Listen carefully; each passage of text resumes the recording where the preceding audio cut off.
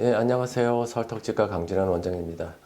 오늘은 이 돌출입의 원인과 치료 방법, 이런 부분에 대해서 한번 살펴보는 시간을 갖도록 하겠습니다. 돌출입은 대부분은 유전적인 요인이라고 할 수 있겠습니다. 서양인과 동양인 또 동남아 사람들 같은 경우 돌출입이 많이 이제 있는 것을 생각해 그렇게 좀 머릿속에 상상이 될 수 있는데, 그런 아무래도 이제 머리의 그 형태, 그게 인종적인 차이가 굉장히 크기 때문에 이제 많이 발생하는 거로 생각됩니다. 특히나 이제 이 앞뒤로 성장이 적은 동양인 같은 경우에 숨을 쉬기 위해서는 숨 쉬는 공간이 필요한데, 예를 들어서 아데노이드라든지 편도가 크다든지 이런 경우라면은 혀의 공간을 확보하기 위해서 혀가 전방으로 위치하게 되고, 그렇게 되면 치아를 담고 있는 이제 다른 치아 구조물들은 전부 다 이제 전방으로 성장해서 돌출입의 형태를 나타낼 수도 있습니다. 그리고 또 하나는 이제 코라든지 이마의 성장이 너무 적어서 정상적인 턱의 위치를 가지고 있음에도 불구하고 상대적으로 돌출입으로 보이는 경우도 분명 존재한다고 할 수 있겠습니다. 이런 유전적인 요인을 갖고 있기 때문에 어느 정도 좀 아무래도 서양 사람하고 동양 사람한테는 좀 다를 거라고 생각합니다. 근데 이제 동양 사람들 같은 경우는 이제 과하게 돌출되어 있는 경우는 이제 그거를 여러 가지 방법으로 이제 치료하려고 고민을 하게 되죠.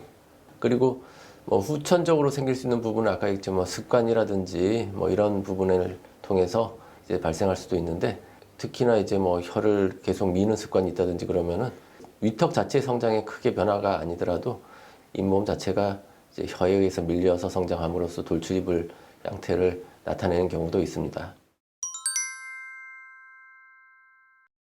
저희가 이제 판단할 때 돌출입이라고 하면 코와 입술, 그다음 턱끝을 잇는 선을 보통 이제 가상의 심미 라인이라고 하는데, 그 선에서 입이 좀 더 나와 있다라는 생각이 들면 일단 돌출입이라고 할 수 있고, 그런 부분도 입술의 위치도 있지만 코 바닥을 위치하는 부분이 전방으로 튀어나와 있어서 그 코가 이렇게 퍼진 형태, 이런 것들도 일종의 돌출입이라고 할 수 있겠습니다. 돌출입은 크게 이 위턱 전체가 돌출된 거와 치아가 돌출된 두 가지로 나눌 수 있기 때문에 두 가지 형태는 약간 이제 양상이 좀 다르다고 할 수 있죠. 돌출입은 아까 방금 말씀드린 것처럼 어떤 부분에서 돌출적인 양상을 보이는가에 따라서 특히 두 가지로 나눌 수 있는데, 이제 교정적인 치료 방법 당연히 있을 수 있을 거고, 그다음 수술적인 방법이 있을 수 있는데, 이제 그 어떤 양상에 의해서 발생했는가에 따라서 이제 그 돌출입의 치료 방법은 달라진다고 할 수 있겠습니다. 습관에 의해서 잇몸이 조금 튀어나오거나 치아가 뻗어진 경우라면은 당연히 교정적인 방법이 굉장히 효과적인 방법이 될 수 있을 것이고, 말씀드린 것처럼 위턱 전체적인 부분이 앞으로 나와 있고, 전체적으로 그 잇몸이 많이 보이는 정도의 굉장히 돌출량이 많은 정도라면은 교정적인 방법만으로는 이 문제가 해결되지 않을 가능성이 굉장히 높습니다. 이런 경우라면 이제 당연히 수술적인 방법을 택해야 될 것이고, 위턱과 아래턱에 따라서 약간의 이제 좀 치료가 달라져야 되는 경우도 있는데, 예를 들어서 위턱은 굉장히 잇몸이 많이 그 뼈 자체가 돌출돼 있어서 수술적인 과정이 효과가 있을 것이라 생각되지만, 아래턱의 치아는 뻗어져 있는 상태라서 교정적인 방법이 효과가 있다고 생각되면 그 두 가지 방법을 위턱에는 수술, 아래턱은 교정, 이런 방법으로 이제 효과적인 방법을 찾아내기도 합니다. 그 돌출입 수술은 보통 저희가 상악, 하악, 그 분절골 절단술이라는 방법을 쓰는데, 보통 저희가 이제 자르는 뼈를 이제 절개하는 위치는 우리가 이 앞니로부터 네 번째 정도 위치하는 이제 첫 번째 작은 어금니를 발치하고, 그 발치한 공간만큼의 이 뼈의 공간을 이용해서 그 앞부분을 뒤로 집어넣는 이런 수술을 돌출입 수술이라고 할 수 있습니다.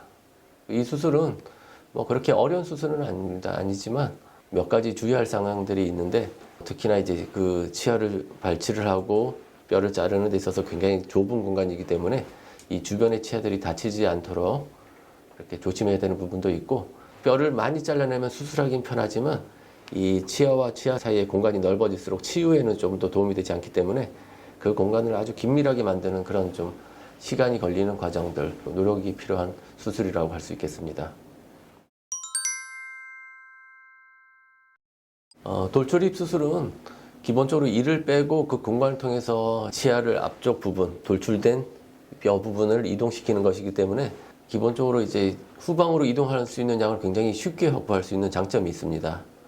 그렇기 때문에 이 돌출입이 심한 사람 같은 경우는 양악 수술로 돌출입을 개선시킬 수는 있긴 하지만 그 난이도라든지 그 효과 면에서는 아무래도 돌출입 자체 수술에 비해서는 이동량이 조금 좀 제한적이고 약간 난이도가 좀 생길 수밖에 없습니다. 그래서 이제 순수하게 돌출입이 심한 경우는 당연히 돌출입 수술을 하는 것이 가장 이상적이고, 치아의 각도에 의해서 돌출이 보이고 주걱턱이 같이 있는 경우라면 당연히 양악 수술을 통해서 각도를 변화시킬 수 있으니까 양악 수술을 통해서 돌출을 해소하는 방법도 좀 쉬운 방법이 될 수도 있겠지만, 기본적으로는 양악 수술은 턱의 위치를 전후 좌우 뭐 상하로 굉장히 폭넓은 변화를 가져올 수 있지만 후방으로 이동에 있어서는 아무래도 제한적입니다. 왜냐하면 이제 양악 수술을 돌출입 수술만큼 후방으로 위턱을 이동시킨다고 한다면 후방의 기도가 좁아져서 코골이가 생긴다든지 하는 부작용이 생길 수 있기 때문에, 예를 들어서 한 7mm 정도의 전방부를 후방으로 이동시켜야 된다고